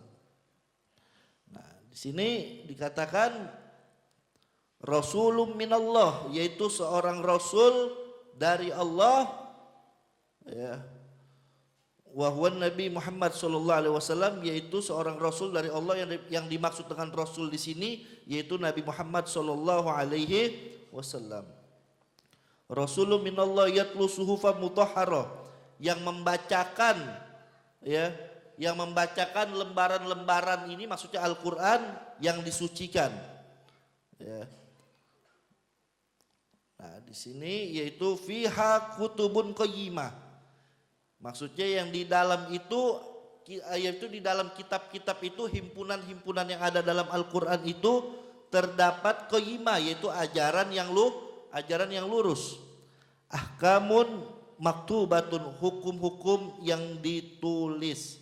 Ya, artinya orang-orang kafir meminta bukti yang nyata, mana ini, yaitu ajaran yang betul, wabil khusus orang-orang Yahudi, bahwasanya katanya ada nabi akhir zaman. Akhirnya Allah Subhanahu wa taala utus Nabi Muhammad sallallahu alaihi wasallam sebagai nabi akhir zaman, yang sebelumnya orang-orang Yahudi dulu mereka mengharapkan nabi akhir zaman ini. Bahkan mereka bertawassul dengan Nabi Muhammad sallallahu alaihi wasallam, ya. Tetapi ketika datang di tengah-tengah mereka yaitu Nabi Muhammad sallallahu alaihi wasallam, yaitu mereka mengingkarinya. Makanya dalam tafsir Jalalain dikatakan ayatlu madmuna dzalik, yaitu yang mereka dibacakan yang ada dalam kandungannya yaitu Al-Qur'anul Karim. Wa huwal Al-Qur'an faminhum man amana bihi wa minhum man kafara. Di antara mereka orang-orang Yahudi, ada mereka yang beriman, mereka masuk Islam, ada yang mereka tetap kafir, tidak mengakui Nabi Muhammad sallallahu alaihi wasallam. Makanya di ayat yang selanjutnya Allah katakan, "Wa ma tafarraqal ladzina utul kitaba illa mim ba'di ma ja'atuhumul bayyinah." Nah, di sini yang menarik, Allah katakan, "Wa ma tafarraqal ladzina utul kitaba illa mim ba'di ma ja'atuhumul bayyinah." Dan tidaklah terpecah belah orang-orang yang didatangkan Alkitab, maksudnya kepada mereka didatangkan bukti yang nyata, melainkan sesudah datang kepada mereka bukti yang nyata. Artinya mereka terpecah belah ketika datang bukti yang nyata, diutusnya Nabi Muhammad sallallahu alaihi wasallam. Di antara mereka ada yang mengatakan Nabi Muhammad ini hanya nabi diutus hanya untuk bangsa Arab. Di antara mereka lagi ada yang mengakui Nabi Muhammad diutus untuk seluruh alam semesta. Makanya di antara mereka ada yang masuk Islam. Tapi di antara mereka juga ada yang mengatakan bahwasanya mengingkari Nabi Muhammad sallallahu alaihi wasallam. Dibilang Nabi Muhammad bukan seorang rasul. Nah, di sini sedikit saya mau terangkan agama ya, dari dulu Allah turunkan dari zaman Nabi Adam sampai Nabi Muhammad SAW itu adalah agama Islam. Agama Islam. Ya. Bukan yaitu kayak kadang-kadang kita begini salah pengertian. Arti salah pengertian bahwasanya Nabi Musa membawa agama Yahudi. Ya, kadang-kadang begitu tuh. Ada orang yang nggak paham begitu. Dengan kitab sucinya Taurat. Ya. Ada yang mengatakan Nabi Isa membawa agama Nasrani yaitu dengan kitab sucinya Injil. Ya, walaupun Taurat dan Injil sudah dirubah-rubah, nah itu pernyataan salah. Yang betul dari dulu agama yang Allah turunkan itu adalah agama Islam. Taurat, kitab suci agama Islam pada zaman Nabi Musa. Injil, kitab suci umat Islam pada zaman Nabi Isa. Dan Al-Quran, kitab suci umat Islam pada zaman Nabi Muhammad sampai akhir zaman. Yang ini penyempurna, yaitu dari kitab-kitab sebelumnya. Ya, penyempurna. Nah, kita lihat buktinya apa? Ya, bahwasanya agama dari dulu itu agama Islam. Baik, kita buka Al-Quranul Karim. Ini penting. Ya, ini penting bahwasanya ya pelajaran penting. Di sini dikatakan di dalam Al-Quranul Karim. Sebentar, bismillahirrahmanirrahim. Ya, sebentar 5 menit lagi. Nah,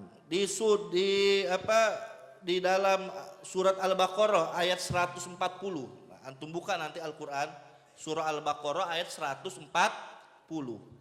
Am taquluna inna Ibrahima wa Ismaila wa Ishaqa wa Yaqub wal asbat kanu hudan au nasara. Allah katakan, apa kata Allah? Ataukah kalian ini mengatakan, kata Allah nih, ataukah kalian ini mengatakan sesungguhnya Ibrahim, Ismail, Ishak, Yakub dan keturunannya mereka adalah Yahudi atau Nasoro? Allah katakan seperti itu. Kalau bahasa kita, ente katain tuh, ente bilang tuh Ibrahim dan keturunannya adalah Yahudi dan Nasrani. Bukan. Dan Allah katakan kul antum a'lamu amillah, katakanlah apakah kalian yang lebih paham dari aku, dari Allah Subhanahu wa taala? Waman azlamu mimman katama syahada indahu minallah wa mallahu bighafilin amma ta'malun. Dan siapakah yang lebih zalim daripada orang-orang yang menyembunyikan syahadah ya dari Allah yang ada padanya, dan Allah sekali-kali tiada lengah dari apa yang kamu kerjakan. Ini jelas dalilnya bahwasanya Nabi Ibrahim dan keturunannya bukan yaitu Yahudi dan Nasrani. Kita buka lagi dalam Al-Quranul Karim. Di dalam Al-Baqarah, surah Al-Baqarah ayat 132. Ini menarik. Wa wassabiha Ibrahimu banihi wa Yaqub. Dan sesungguhnya Nabi Ibrahim alaihi salam mewasiatkan kepada anaknya, yaitu mewasiatkan kepada anaknya, dan juga begitu juga Nabi Yakub mewasiatkan kepada anak-anaknya. Apa kata mereka? Ya bunayya innallaha astafa lakumuddin fala tamutunna illa wa antum muslimun. Di sini dikatakan, wahai anak-anakku, sesungguhnya Allah memilihkan bagi kalian itu agama. Fala tamutunna illa wa antum muslimun, dan janganlah kalian mati kecuali mati dalam keadaan muslim. Mati dalam keadaan muslim, Islam. Ya, begitu juga kita lihat di dalam surah Yunus. Ya, di dalam surat Yunus ayat 84 bagaimana dikatakan, wa qala Musa ya qaumi in kuntum amantum billah fa alaihi tawakkalu in kuntum muslimin. Dalam surah Yunus ayat 84 dikatakan bahwasanya Nabi Musa alaihissalam, ya, Nabi Musa bahwasanya berkata kepada kaumnya, hai kaumku, jika kamu beriman kepada Allah maka bertawakallah kamu kepadanya. jika kamu benar-benar orang yang muslim, orang yang menyerahkan diri. Sekarang saya mau tanya, jadi Nabi Musa membawa agama Yahudi apa Islam? Islam. Nabi Allah Ibrahim yaitu membawa agama Yahudi apa Islam? Islam. Ya, begitu juga kita lihat lagi surah Al-Maidah ayat 111 tentang Nabi Isa. Ini paham ya, ini penting. Di dalam surah Al-Maidah ayat 111, wa id auhaitu ilal hawariyin an amanu bi wa bi rasuli qalu amanna washhad bi annana muslimun. Dalam surah Al-Maidah ayat 111, dan ingatlah ketika aku ilhamkan kepada pengikut Isa ya, yang setia itu kaum Hawariyun ya, berimanlah kamu kepadaku, maksudnya kepada Allah dan kepada Rasulku yaitu Nabi Isa alaihissalam. Mereka menjawab, kaum Hawariyun menjawab, kami telah beriman dan saksikanlah wahai Rasul bahwa sesungguhnya bi annana muslimun, sesungguhnya kami adalah orang-orang yang patuh, yang menyerahkan diri. Jadi Nabi Isa membawa yaitu agama Islam. Dari dulu yaitu Allah turunkan hanya satu yaitu agama Islam. Ya. Terus gimana muncul ini Yahudi? Ya. Di sini insya Allah dah kita akan terangin panjang lebar karena udah waktu terbatas. Jadi Nabi Ibrahim ini disebut Abul Anbiya, bapaknya para nabi. Karena melalui Nabi Ibrahim ini yaitu melahirkan nabi-nabi ibadallah.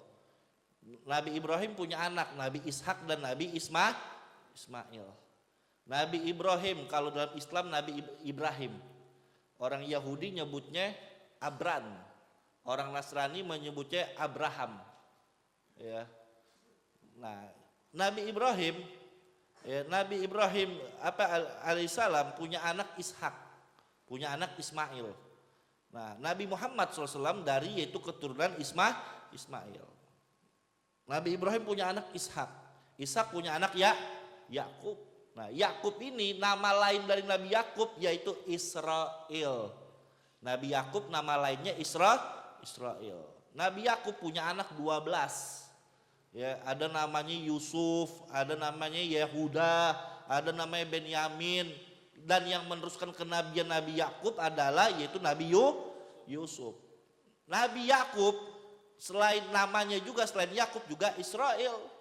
Ya, makanya anak-anaknya keturunan disebut Bani Israel. Ya, Bani Israel. Terus sampai ke Nabi Yusuf, ya, Nabi Yusuf. Sampai terus yaitu Bani Israel ini keturunan Yakub ini, keturunan Nabi Yakub ini, yaitu mereka itu disiksa sama Fir'aun. Fir'aun ini sebutan raja orang Mesir. Ya, ada Fir'aun. Nah, orang Mesir nyebut nama rajanya Fir'aun. Ya, kira-kira kita nyebut sekarang gimana? Cocok kan nih? Nah, ada nyaut tuh, ya kan? Nah, akhirnya ibadallah keturunan Bani Israel ini, keturunan Nabi Yakub ini banyak disiksa sama raja-raja Fir'aun, sama Fir'aun yang di Mesir. Sampai akhirnya Allah Subhanahu wa taala mengutus seorang nabi untuk menolong Bani Israel. Sampai yaitu ke zaman Nabi Musa alaihissalam. Ditolonglah yaitu Bani Israel sama Nabi Musa dari kejaran Fir'aun di zaman Nabi Musa. Ya. Akhirnya tapi memang wataknya Bani Israel seperti itu, ketika habis ditolong sama Nabi Musa nggak tahu terima kasih, dia nyembah berhala anak patung kepala sapi. Ya, bahkan Nabi Musa udah menyelamatkannya, terus Nabi Musa mengajak dia jihad. Apa jawaban Bani Israel? Ya Musa, ente nggak usah ngajak kita berjihad, ente aja pergi sama Tuhan ente, nanti udah menang baru ngajak kita. Ini jawaban Bani Israel, nggak tahu diri. Akhirnya Allah azab Bani Israel. Ya. Sampai Allah ini sayang sama Bani Israel, Allah kirim nabi lagi, yaitu Nabi Daud alaihissalam, untuk memperbaiki yaitu watak Bani Israel. Ya, Nabi Daud meninggal, yaitu digantikan anaknya itu Nabi Sulaiman. Nah, di Nabi Sulaiman inilah ketika Nabi Sulaiman ini meninggal, maka disinilah Bani Israel terpecah ibadallah. Karena ketika Nabi Sulaiman meninggal, ada seorang provokator, bahasanya ya provokator yang menyelewengkan ajaran Nabi Musa. ya yang menyelewengkan Nabi Musa yang bernama Yahudah. Inilah orangnya yang menyelewengkan ajaran Nabi Musa, yang mereka membunuh para nabi-nabi, membunuh para nabi. Ya, Nabi Zakaria digergaji, Nabi Yahya dibunuh, Nabi Isa ingin disalib, ya tapi nggak sampai disalib, menurut mereka sudah disalib, tapi Allah Subhanahu Wa Taala mengangkat Nabi Isa. Inilah watak orang-orang Yahudi, ya yang sering membunuh para nabi. Nah ini sebenarnya masih panjang karena waktu udah udah jam 11. Insya Allah nanti Anda juga kurang sehat. Insya Allah kita akan bahas deh minggu depan tentang masalah siapa itu Yahudi, siapa itu Nasrani, lengkap dengan dalil-dalilnya dan ayat Al-Quran. Maka dari itu Anda berharap antum bawa catatan atau rekam, ini sangat penting sekali. Ya, kita akan membahas sedikit selain tafsir Jalalainnya, tafsirnya tentang sejarah Yahudi, tentang sejarah Nasrani sebagai yaitu wawasan untuk kita semua. Assalamualaikum warahmatullahi wabarakatuh.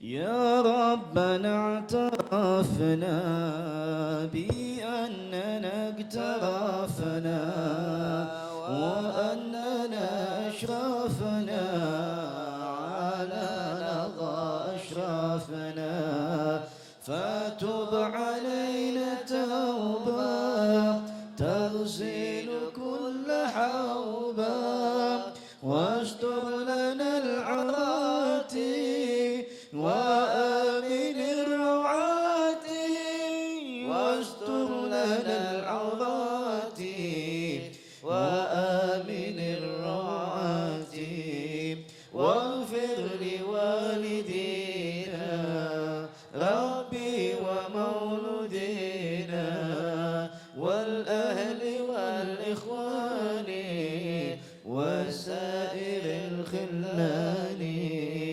وكل ذي محبة أو جيرة أو صحبة والمسلمين أجمع آمين ربي فاسمع والمسلمين أجمع آمين ربي فاسمع فضلا وجودا منا لا باكتساب منا بالمصطفى الرسول نحظى بكل سون صلى وسلم ربي عليه عبد الحبيب وآله وصحبه عداد طش صحبي والحمد